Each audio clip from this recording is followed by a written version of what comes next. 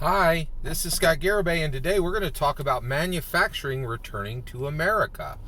This is a distinct possibility that could occur in 2024. All right, so let's talk about this. So, we're in this dramatically different, we're in this world. The history hinge was in February 2022. We're still in it. We're still in the middle of a 2022 war in Europe that's reshaping every single nation on the planet and leaving nothing untouched in its wake, right?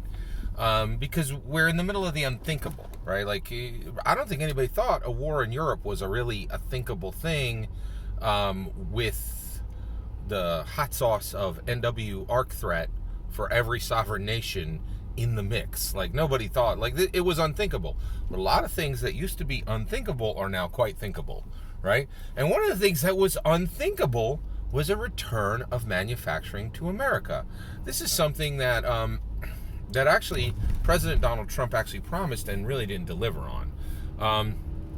It was it was red meat for the base, man. Like, the Republicans loved it. They're like, oh yeah, we'd love to have, manufacturing return. And I have to say, I think I would like to see manufacturing return. And the reason why is, generally, as I look at America, the jobs are like construction and computers. Like, there's lots of jobs, right? But like at the macro level, for most Americans, it's construction. If you want to earn, right? If you want to put some numbers up, it's construction. Yeah, and that's the issue, right? There's a bunch of jobs where you have that job until you get your career. But the vast majority of real careers, not just jobs, but careers, it's computers and construction. That's it. That's all there really is, right? And again, in the high-paying, sophisticated, real earner jobs, right? Or real earner careers. It's construction and computers, right? And factory jobs really, they are jobs. And the reason why it seems that way to me, please correct me if I'm wrong, but first of all, I don't know a single factory worker. I don't know one, right? And two, I do know there are factory workers. The reason I know is they show up in the national news every now and then when they're striking because they're not paid well, right? So, like, factory worker is, it's like an endangered species job, right? Like, and honestly, Trump brought it up, and when he talked about it, I was like, there ain't content. No, there's no manufacturing coming back to America, right? Like, we have a global supply chain, and you could buy a super dope, anything for half the price as it would be to be here, right? If you made it here, right? Well, Vladimir Putin has redrawn the world in sharp relief, right? And I think every developed nation on the planet right now is saying, what if we 100% source our own energy, and what if we start 100% sourcing our own tangible goods, right? And what if we also 100% source our own food, right? And I'm for this. I really think in America we should, the only things we should import are luxuries, period. And we should reduce that number every single day, right? Like, make it all here. Like, let's get back in the business of making tangibles, right? Right now, America makes people say, oh, America doesn't make anything. That is a bunch of bunk. We make a lot of stuff, right? It's all super dope intangibles, right? And if you don't know what intangibles are, just Google it and you will see there are a lot of intangibles, and America makes the best in the world of them, right? But when it comes to tangible goods, like things like hard, you can put it in your hand and you can feel the weight of it. We ain't made those in a long time, right? But I think we should really think about it. And the reason why is Vladimir Putin has shown everybody, oh, that person's your ally now, right? But you don't know about tomorrow, right? And so the reality is, if we source everything here, if we source our own food, if we source our own energy, and if we source our own tangibles, right, we know we can have those things, right? Anything you buy now going forward that has some other country's name on it, you don't know if you're going to be able to get it tomorrow, or parts to make for it, right? Or parts to maintain it, right? And so that's the issue. So we really need to completely rethink how we are sourcing things in America. And another thing I would really like to see, and so I am in 100% support of America returning to serious manufacturing, right? Because one, I think we would be kick butt at it, right? I think we would, yeah. And also, we're really good friends with Japan, and Japan's got manufacturing on lock, right? And I think they would help us. I think we could, we could say, hey, can you guys send some engineers over here? We could use your hand, And we have an incredibly robust relationship with them, and they could teach us to make our manufacturing reach their level. And I think that would be really good. So because we still have a few allies in this world, right? And I think some of them are going to last a lot longer than others, right? But the reality is, every nation on the planet right now, if anything that's important, you got to source it 100% in your own nation going forward because of Vladimir Putin. And this is, I don't say this lightly, man. I'm telling you, when I say global villain, I mean global villain, right? This was a true treasure, right? This was a global security, right? This was global security, global wealth, global hope. We all had this idea that we as humans could cooperate together, right?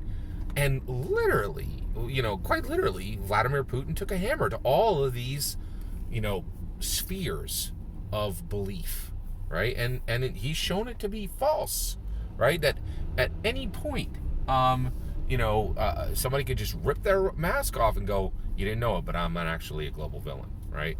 And you have no idea how deep my villainy goes, right? Like, just new levels every day, right? Like, it's shocking. So with that said, there is some. So this is a dark cloud, right? And there's a great saying, every dark cloud has a silver lining. Now, I don't think that's actually true that it has a silver lining, like silver around it, but it is true that the dark clouds, once the sun comes up, there's this rippling around the edges, right? And a lot of people say that's the silver lining, so that it is true, right? But I think this is very true that every cloud has a silver lining. I think it's true. Like, it's an aphorism, right? I understand it's not a scientific fact or anything, but I think it's very, like, many of the things we believe because they're true, right? And so the reality is, I believe this is true. This is an incredibly dark cloud, right? But it has a silver lining, and I think manufacturing jobs returning to America could be a really, really big deal. And one of the reasons why is, increasingly, I think it's incredibly hard, if not impossible, in America to make a decent living at length and to make a robust living, right? Without college, right? And I think manufacturing jobs, you can certainly have a college degree and do manufacturing, but there are a lot of manufacturing jobs that you don't need a college degree for. And it would be really nice to make a space for people to have a robust living, right? Who might not really dig knowledge work, right? And we really don't have that space right now.